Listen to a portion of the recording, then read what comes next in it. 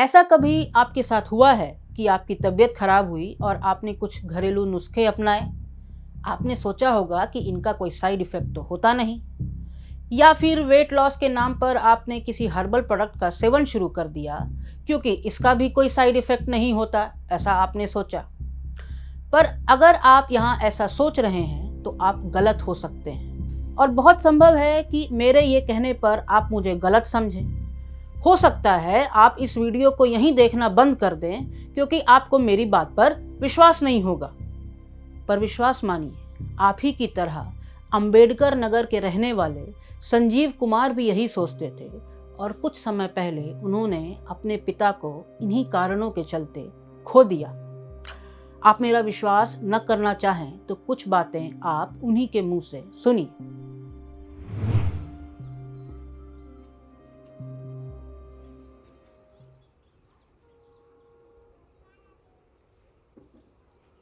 Corona काल के समय में तो लोगों को ऐड देखे कि जो है ये गिलोय जो होता है इसको पीने से जो है बुखार ख़त्म हो जाता है। आप पिए उसको 2 बार 3 बार तो उनको दिन में 2 बार 3 हाँ, दिन में 2 बार 3 बार पी लिए तो वो बोले कि इससे बुखार भी चला जाएगा, पेट भी साफ़ हो जाता था। इसलिए वो एक आध हफ्ता वो पी लिए उसको, और वही उनको जो है नुकसान कर गया। इसीलिए उनको जो है पी लिया, शायद उनको हो गया, और वही पी लिया ठीक करने के चक्कर में फिर जो है वो ठीक हो नहीं पाए।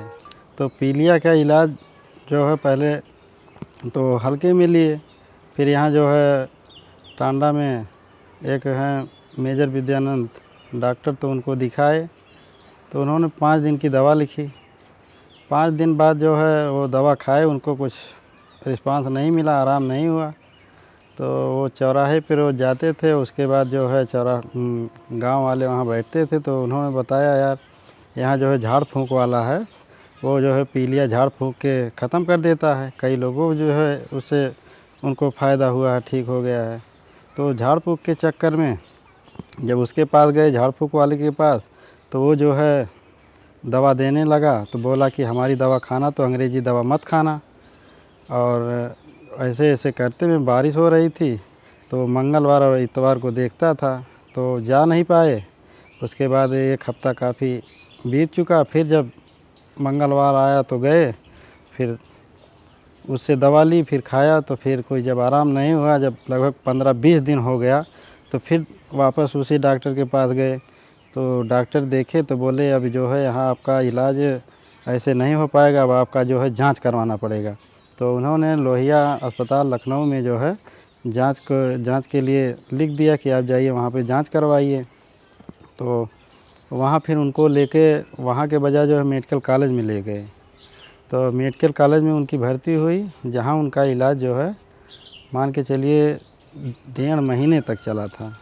इस दौरान जो है उनको बीच में फ़ायदा भी हुआ, बट क्या हुआ कि जो है उनको फिर बुखार आने लगा, दोनों टाइम बुखार आने लगा। फिर बुखार उनका जो है सही नहीं हुआ, बुखार सही करने के चक्कर में वो आईसीयू में भर्ती किए। तो 2 दिन 3 दिन उसके बाद चले, उसके बाद वहाँ एक्सपायर हो गए। आप सोचेंगे कि आखिर ये बात दावे से कैसी कही जा सकती है कि गिलोय ही संजीव के पिता के मौत का कारण था। ये हम आपको आगे बताएंगे। पर क्या गिलोय ही सिर्फ हर्बल के नाम पे कहर बरपा रहा है? ऐसा नहीं है। डॉक्टर्स इस तरह के कई केसेस से हर रोज 2-4 होते हैं। नमस्कार, सवाल सेहत का के 5वें एपिसोड में आपका स्वागत है। पिछले एपिसोड में हमने मार्केट में बिकने वाली विभिन्न एलोपैथिक दवाओं के बारे में जिक्र किया था। हमने आपसे बताया था कि कैसे कुछ कंपनियां नियमों का पालन नहीं करती। सरकार इन पर कार्रवाई तो करती है, पर वह ऊंट के मुंह में जीरे के समान होती है। इस एपिसोड में हम आपसे चर्चा करेंगे कि कैसे आयुर्वेद के नाम पर भी आपको ठगा जा रहा है। यहाँ हम इस पद्धति पर उंगली नहीं उठा रहे, पर आपको उसके कुछ दुष्परिणाम हो सकते हैं ये बताने की कोशिश कर रहे हैं। न तो इसके बारे में सरकार कुछ करती है, और शायद सच बात तो ये भी है कि आप भी इस बारे में सुनना नहीं चाहते। हाल ही में बाबा रामदेव और उनकी कंपनी पतंजलि का मामला काफी चर्चा में रहा। देश की सर्वोच्च अदालत सुप्रीम कोर्ट ने बाबा रामदेव को खूब खरी कोटी सुनाई, क्योंकि कोर्ट उनसे बहुत नाराज था। कोर्ट की चेतावनी के बावजूद रामदेव की कंपनी ने अपनी तथाकथित दवाइयों का विज्ञापन जारी रखा। यह विज्ञापन दावा करते थे कि उनकी दवाइयां जड़ से कुछ बीमारियों को खत्म कर देंगी। मसलन थायरोग्रिट। थायरोग्रिट नाम की दवा हमेशा के लिए थायराइड की बीमारी को ठीक करने का दावा करती है, जो कि मॉडर्न मेडिसिन या एलोपैथी कभी नहीं कर सकती। यहाँ यह जानना जरूरी है कि थायराइड दो प्रकार का होता है, हाइपरथायराइडिज्म और हाइपोथायराइडिज्म। जैसे कि नाम से ही समझ में आ रहा है, हाइपर और हाइपो एक दूसरे से बिल्कुल उलट बीमारियां हैं। ठीक वैसे ही जैसे लो बीपी और हाई बीपी। क्या कभी आपने सुना है कि दोनों तरह के बीपी का इलाज एक ही दवाई कर सकती है? नहीं ना। पर बाबा रामदेव की दवाई थायरोग्रिट दोनों प्रकार के थायराइडिज्म को ठीक करने का दावा करती है। इसके अलावा वह यह भी दावा करते हैं कि उनकी दवाई डायबिटीज जैसे रोग से परमानेंटली मुक्ति दिला सकती है। न सिर्फ रोग से, बल्कि डायबिटीज के लिए ली जाने वाली दवाओं से भी। इस तरह के दावे वह कई और दवाइयों के साथ भी करते हैं। पर यहाँ यह बताना जरूरी है कि कोर्ट ने सिर्फ इन दवाइयों के विज्ञापन पर रोक लगाई है, इनके सेल्स पर नहीं, क्योंकि ऐसे विज्ञापन देश के मैजिक रेमेडीज एक्ट का उल्लंघन है। सेल्स पर प्रतिबंध अभी भी नहीं लगा है। अब ये आप पर निर्भर करता है कि क्या आप ऐसी दवाओं का सेवन करना चाहेंगे या नहीं। डॉक्टर्स का मानना है कि इस तरह की दवाइयां न केवल मरीजों का जीवन दुश्वार करती हैं, पर डॉक्टरों के लिए भी सरदर्द का कारण बनी हुई हैं। दिल्ली के मैक्स हॉस्पिटल के एंडोक्राइनोलॉजी के विभाग डॉक्टर अम्बरीश मित्तल से हमने बातचीत की। डॉक्टर मित्तल पिछले 40 वर्षों से डायबिटीज, थायराइड जैसी अन्य कई बीमारियों का इलाज कर रहे हैं। उन्हीं से जानिए कि आखिर वो खुद इन दवाइयों से कैसे परेशान हैं। मैं समझता हूँ अगर कोई भी टाइप 1 डायबिटीज़ वाले बच्चों को या यंगस्टर्स को ये बोलता है कि मैं आपकी इंसुलिन छुड़ा दूंगा, तो वो तो एक क्रिमिनल ऑफेंस है, क्योंकि ये तो दुनिया में हर जगह दिखाया जा चुका है कि ऐसे लोग को नहीं छुड़ा सकते। अभी भी एक 13 साल की बच्ची ठीक ठाक कंट्रोल थी, इंसुलिन चल रहा था, फिर सोशल प्रेशर, फैमिली प्रेशर सब पेरेंट्स के ऊपर हुआ कि नहीं नहीं आप ये क्यों ज़िंदगी भर इंसुलिन कैसे ले सकते हैं। ये एक बहुत बड़ा वो होता है कि ज़िंदगी भर इंसुलिन कैसे ले सकते हैं, क्योंकि आई अंडरस्टैंड भाई किसी को भी अच्छा नहीं लगता ज़िंदगी भर, लेकिन उस बीमारी का इलाज वही है। तो किसी ने समझा दिया तो उन्होंने छोड़ दिया। होता क्या है कि जब शुरू में डायबिटीज़ होती है, टाइप 1 डायबिटीज़, उसमें कुछ दिन बाद पार्शियल रिकवरी होती है। तो जैसे अगर आज आपने डायबिटीज़ का इलाज शुरू किया, आपको 20 यूनिट इंसुलिन की ज़रूरत है, तो हो सकता है 2-3 महीने बाद आपको 4 यूनिट की सिर्फ ज़रूरत रह जाए, और वो कुछ महीने फेज़ लास्ट करता है, उसके बाद फिर से फुल डायबिटीज़ हो जाती है टाइप 1। उसी फेज़ में लोग ये ऑल्टरनेटिव मेडिसिन के चक्कर में पड़ते हैं, क्योंकि शुरू में जब आते हैं तो डॉक्टर ये बोलेगा कि इंसुलिन लेनी है, तो इस बच्ची का भी यही हुआ, भाई इंसुलिन लेनी है, मेरे कॉलीग्स ने बोला, मैंने बोला इंसुलिन तो लेनी है। तो उन्होंने कहा ये कैसे हो सकता है, तो उन्होंने ट्राई किया। शुरू में तो बड़ा मज़ा आया, क्योंकि वो हनीमून फेज़ नेचुरल होता है, उसको हम लोग हनीमून फेज़ बोलते हैं। माने पैनक्रियाज फिर कुछ इंसुलिन बनाता है, एक बार दिया बुझने के पहले कुछ कोशिश करता है बनाने की, लेकिन कुछ महीनों बाद वो ख़त्म हो गया और फिर उनकी शुगर बढ़ती गई। बस वो जब आई तो उसको देख के मतलब दयनीय स्थिति थी। ये बस था कि वो बच्ची आईसीयू नहीं पहुंची, उसके बिल्कुल एज पे थी, कगार पे थी। She could have been in the ICU in a day or 2 days और 3 days। ये सिर्फ डायबिटीज़ में नहीं होता है, थायराइड में भी होता है। थायराइड भी एक ऐसी बीमारी है, हाइपोथायराइडिज्म, जो कि 10% से अधिक लोगों में होती है इंडिया में, बहुत कॉमन है। उसकी भी एक ही प्रॉब्लम है, दवा, वो बीमारी कोई इतनी कॉम्प्लिकेटेड बीमारी नहीं है। अगर सही डायग्नोसिस, इलाज लेंगे तो आप बिल्कुल स्वस्थ रहेंगे, लेकिन दवा आपको रोज़ खानी है और ज़िंदगी भर खानी है। ये सुनते ही लोग सोचते हैं कि मॉडर्न मेडिसिन में कोई इलाज नहीं, कोई ना कोई तरीका इन लोगों को आता नहीं है, इन लोगों को पता नहीं है, ये बताते नहीं हैं, तो इसमें भी लोग छोड़ देते हैं और ट्राई करते हैं। और 6-6 महीने, उसमें शुरू में कुछ मालूम नहीं पड़ता, 1-2 महीना, क्योंकि बहुत स्लो प्रोसेस होता है। 6 महीने 8 महीने बाद पूरे फूल के कुप्पा एकदम हुए और हर जगह सूजन, आंख बंद हो रही है, स्किन एकदम ड्राई हो गई, थिंकिंग एबिलिटी कम हो गई। तब आते हमने कहा तुमको क्या हुआ, एकदम ठीक तो थे। बोले साहब मैंने वो गलती कर दी, वो किसी ने कहा कि तुम नेचुरल आयुर्वेदिक ये ट्राई करो तो तुम्हारा थायराइड परमानेंटली ठीक हो जाएगा। तो मैंने कहा हुआ?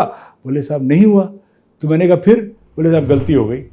कुल मिलाकर हम आपसे यही कह रहे हैं कि आयुर्वेद की इस इंडस्ट्री पर बमुश्किल ही किसी प्रकार का सरकारी नियंत्रण है। इस कारण सिर्फ आप जैसे लोगों का नुकसान नहीं होता, बल्कि आयुर्वेद की पद्धति का भी होता है। आमतौर पर ऐसा कहा जाता है कि हर्बल या आयुर्वेद का कोई खास दुष्प्रभाव नहीं पड़ता, लेकिन सच मानिए ये बात पूरी तरह ठीक नहीं है। क्या नेचुरल प्लांट्स और बेरीज पॉइजनस नहीं होते? आप मेरे साथ चलिए, let's go for a nature walk. मैं आपको दिखाता हूँ कौन कौन सी बेरीज पॉइजनस हैं, जिसको खा के लोग बीमार भी पड़ सकते हैं, ख़त्म भी हो सकते हैं। तो ये नेचुरल होने से हर चीज़ अच्छी नहीं हो जाती, एक बात। दूसरा, क्या ये आपको मालूम है कि कितनी सारी जो मॉडर्न मेडिसिन हैं वो प्लांट से डिराइव्ड हैं? मेटफॉर्मिन जिसको आप बोलते हैं वो प्लांट से डिराइव्ड है। आजकल की जो हिट मेडिसिन हैं, डेपाग्लिफ्लोजिन, एम्पाग्लिफ्लोजिन, ये सब एप्पल या उसके उस तरह के प्लांट से डिराइव्ड हैं। तो इसलिए प्लांट डिराइव्ड मेडिसिन अलग होता है, और सिर्फ इसलिए ये मेडिसिन भी सिर्फ इसलिए सेफ नहीं है कि प्लांट से डिराइव्ड नहीं हो। ये कोई आर्गुमेंट नहीं होता कि साहब वो नेचुरल है, इसलिए नेचुरल क्या मतलब है। सो ये दिस इज़ एक बहुत बड़ा भ्रम है, और इसी से लोग भटकते हैं और सोचते हैं कि नेचुरल। एक तो ये होता है। सीधी सी बात है, अगर कोई ये कह रहा है कि फला दवा किसी बीमारी के इलाज में काम आ रही है, चाहे वह अंग्रेजी दवा हो या आयुर्वेदिक दवा, तो वह इस वजह से होता है क्योंकि वह दवा हमारे शरीर पर किसी तरह का प्रभाव डालती है। अब वो प्रभाव अच्छा है या खराब, विज्ञान में ये पता करने के लिए क्लिनिकल ट्रायल्स होते हैं। क्या आयुर्वेदिक कंपनियां इन ट्रायल्स को करती हैं? करती हैं तो क्या ठीक से करती हैं? बजाय इसके कि हम आपको कुछ बताएं, आइए सुनिए प्रोफेसर किशोर पटवर्धन को। पटवर्धन बनारस हिंदू यूनिवर्सिटी में आयुर्वेद विभाग में कार्यरत हैं। प्रोफेसर पटवर्धन की एक खासियत है, वह गिने चुने ऐसे आयुर्वेद के विज्ञानों में से हैं जो आयुर्वेद को किस तरह प्रैक्टिस किया जा रहा है उस पर बिना किसी लाग लपेट के क्रिटिकली बोलते हैं, क्योंकि वह आयुर्वेद और मरीज दोनों का भला चाहते हैं। आयुर्वेद में जहाँ तक सवाल है इंडिविजुअल क्लिनिकल ट्रायल्स की, वो इस एक ढांचे में नहीं है। हर कोई अपने अपने हिसाब से क्लिनिकल ट्रायल करता है, इंटरवेंशन अलग अलग होते हैं।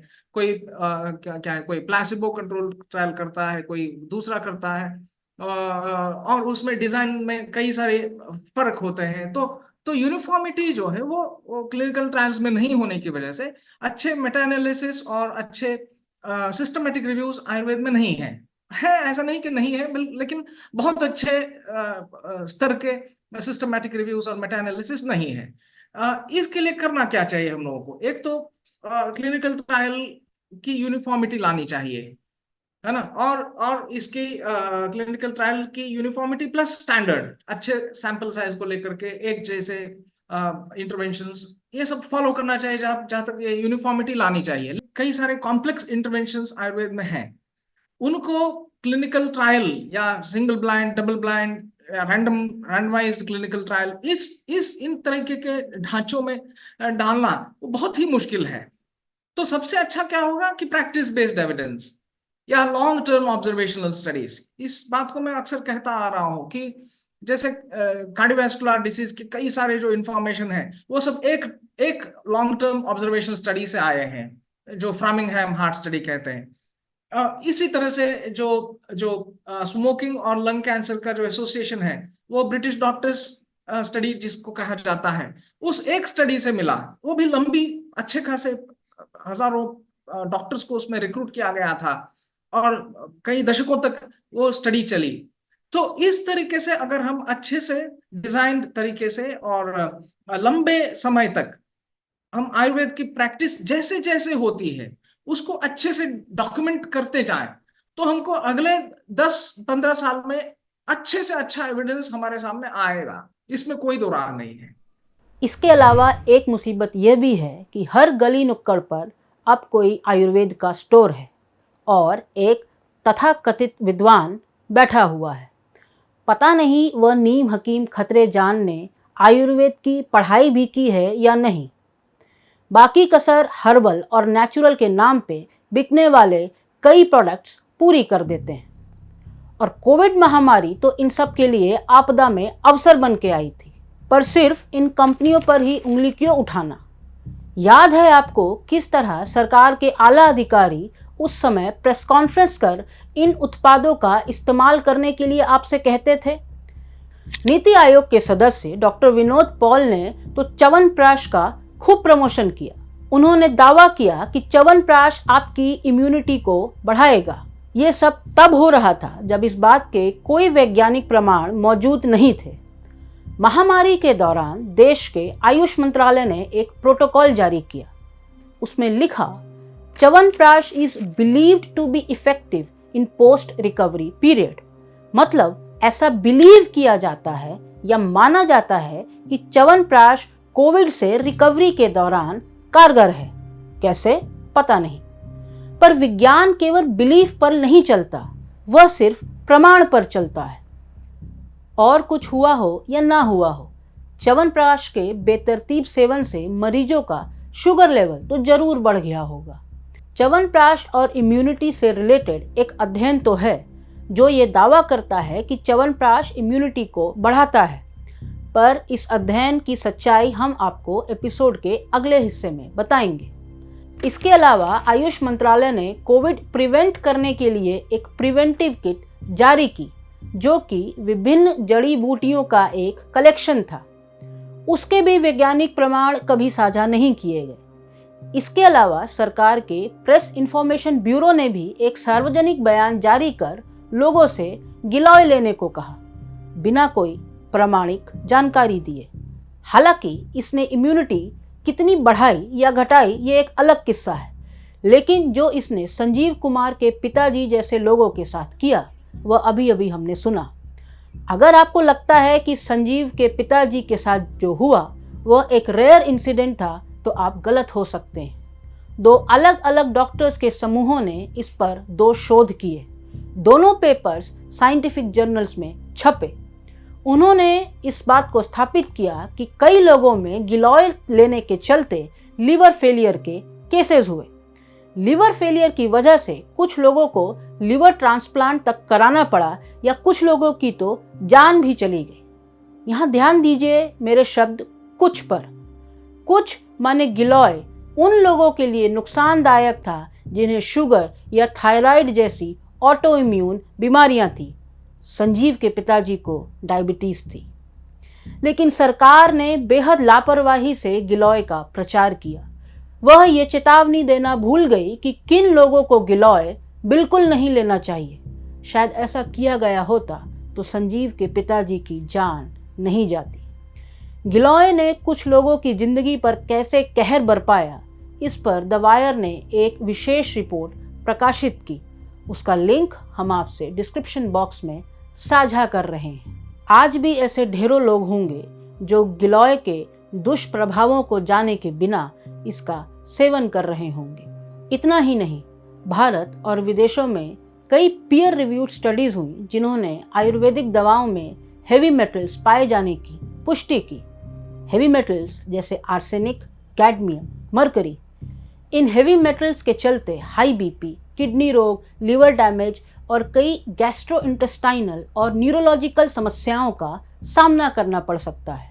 अगर किसी रोगी के शरीर में ये मेटल्स इतनी मात्रा में पहुंच जाएं कि उनका इलाज ना हो सके तो उस मरीज की मौत हो सकती है। कभी कभी इन मेटल्स के अलावा आयुर्वेदिक दवाओं में कुछ ऐसे कंपाउंड्स भी पाए जाते हैं जिनको कभी वास्तव में लिया नहीं जाना चाहिए। इन हेवी मेटल्स के पाए जाने के चलते दुनिया के विभिन्न देशों में कई प्रकार की आयुर्वेदिक दवाओं को बाकायदा बैन कर दिया गया, पर भारत में उनका मिलना बदस्तूर जारी है। अब कई सारे ऐसे रिपोर्ट्स आ रहे हैं कि जहां पर आयुर्वेद की दवाएं जो बिक रही हैं बाजार में, उसमें उनमें से कई सारे स्टीरॉयड्स या एंटी इन्फ्लेमेटरी ड्रग्स या फिर एंटीबायोटिक्स, इस तरह के कई सारे जो एडल्टरेटेड फॉर्मुलेशंस ये मार्केट में मिल रहे हैं। तो यहाँ पर हम लोगों को सख्त से सख्त रेगुलेशंस की जरूरत है, अच्छे से, है ना, प्रैक्टिस, इवन प्रिस्क्रिप्शंस, इसकी स्टैंडर्ड की कोई हमारे पास अभी तक अच्छे मानक नहीं है। किस तरीके से प्रिस्क्रिप्शन होना चाहिए, किस तरीके से लॉन्ग टर्म जब प्रिस्क्राइब होता है कोई ड्रग, उसकी मॉनिटरिंग कैसे होनी चाहिए, क्लिनिकल मॉनिटरिंग कैसे होनी चाहिए, है ना। तो इस तरीके के कई सारे गाइडलाइंस या कुछ रेगुलेशंस बहुत जरूरी है। प्रिपरेशन, फार्मास्यूटिकल प्रिपरेशंस की स्टैंडर्ड्स, बहुत सारी चीजें लिखी हुई हैं, डॉक्यूमेंट्स में है, लेकिन वो इम्प्लीमेंटेशन के स्तर पर उसका इम्प्लीमेंटेशन बहुत ही अच्छा नहीं है। कोच्चि के एक हेपेटोलॉजिस्ट डॉक्टर सिरियाक एबी फिलिप्स अपनी लैब में कई तरह के आयुर्वेदिक फॉर्मुलेशंस को टेस्ट करते रहे हैं। ऐसे ही एक मामले में उन्होंने एक आयुर्वेदिक दवा में 5 तरह के स्टेरॉइड्स पाए। स्टेरॉइड्स का सेवन मरीज कर सकते हैं, पर डॉक्टर्स या विशेषज्ञों की कड़ी निगरानी में। वो भी केवल उन मरीजों को दिए जाते हैं जिन्हें इनकी वास्तव में ज़रूरत है, अन्यथा स्टेरॉइड्स के गंभीर साइड इफ़ेक्ट्स हो सकते हैं। ऐसे केमिकल कंपाउंड्स या हेवी मेटल्स या स्टेरॉइड्स तब आयुर्वेदिक दवाओं में पहुंचते हैं जबकि उनकी मैन्युफैक्चरिंग ठीक से ना हो रही हो। अब गौर करने वाली बात यह है कि इन दवाओं का निर्माण ठीक से हो रहा है कि नहीं, ये जांचने के लिए एक सिस्टम मौजूद है। हर राज्य में बाकायदा इसके लिए एक अधिकारी है, पर क्या वास्तव में ऐसा हो रहा है, ये आप ही समझें। वह अधिकारी ये देखने के लिए या तो क्षमता नहीं रखता, या इच्छा शक्ति की कमी है, या उसके लिए पर्याप्त इंफ्रास्ट्रक्चर ही मौजूद नहीं है। हालांकि किसी तरह का इन दवाओं पे कंट्रोल ना होना केवल मैन्युफैक्चरिंग तक ही सीमित नहीं है। मॉडर्न मेडिसिन सिस्टम भी पूरी तरह से परफेक्ट नहीं है, ये हम सब जानते हैं, पर किसी भी नई दवा को मार्केट में आने से पहले क्लिनिकल ट्रायल से गुजरना पड़ता है। आप ये जानकर शायद हैरान हो जाएंगे कि आयुर्वेदिक दवाओं के लिए क्लिनिकल ट्रायल्स पूरी तरह से अनिवार्य नहीं है। सरकारी दिशा निर्देश ये कहते हैं कि अगर किसी ऐसी दवा के लिए परमिशन मांगी जा रही है जिसका कि कोई रैशनल ट्रेडिशनल आयुर्वेदिक टेक्स्ट में मौजूद नहीं है, तब एक पायलट स्टडी की जा सकती है। यहाँ ध्यान देने लायक शब्द है कि की जा सकती है या अंग्रेजी का शब्द में, जैसा कि अंग्रेजी में इन गाइडलाइंस में लिखा गया है, पर इसके साथ ही इनके क्लिनिकल ट्रायल्स भी कई बार सवालों के घेरे में रहते हैं। जिस च्यवनप्राश और कोविड वाले ट्रायल का मैंने आपसे जिक्र किया था, उस पेपर में नीचे एक महत्वपूर्ण बात छिपी है। इस ट्रायल को डाबर इंडिया लिमिटेड ने ही स्पॉन्सर किया था, ऐसा उस पेपर में लिखा है। डाबर वही ब्रांड है जो खुद च्यवनप्राश बनाता है। अंग्रेजी में इसे कॉन्फ्लिक्ट ऑफ इंटरेस्ट कहते हैं। कायदे से तो इस ट्रायल पर पहले ही सवाल उठने चाहिए थे, क्योंकि ये, जैसे मैंने कहा, एक कॉन्फ्लिक्ट ऑफ इंटरेस्ट का मामला है।